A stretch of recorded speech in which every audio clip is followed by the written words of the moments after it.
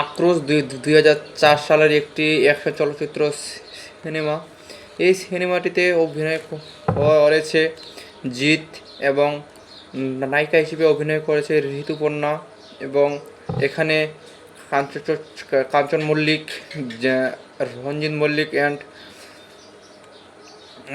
অনামিকা সাহা ছবিটিতে অভিনয় করে। এই সিনেমাটির ছিল 2 ঘন্টা 20 মিনিট এবং এই সিনেমাটির দেশ ছিল ভারত, ভাষা ছিল বাংলা। এই সিনেমাটিতে প্রধান চরিত্রে অভিনয় করে জিৎ। তো জিৎ জীবন সম্পর্কে জানবো। জিৎ 1993 সালে মডেলিংয়ের মাধ্যমে তার কর্মজীবন শুরু করে 1994 সালে ভিসা বিকাশ নামে একটি হিন্দি টিভি সিরিজে অভিনয়ের মাধ্যমে তিনি প্রথম অভিনয়ে আসে, যা পরিচালনা করে বিষ্ণু পাল চৌধুরী।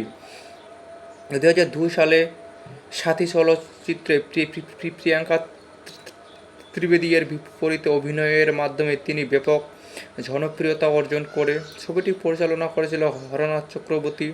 এই ছবিটির জন্য তিনি অর্জন করেন বেঙ্গল ফিল্ম জার্নালিস্ট অ্যাসোসিয়েশন আন্দোলক পুরস্কার সেরা অভিনেতা প্রাপ্ত করে।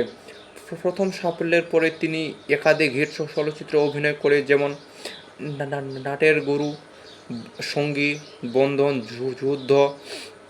2005 সালে নাটের গুরু চলচ্চিত্রে কোয়েল মল্লিকের সঙ্গে অভিনয় করে আবারও বড় সাফল্য পান এবং দ্বিতীয়বারও আনন্দলোক পুরস্কার জেতেন।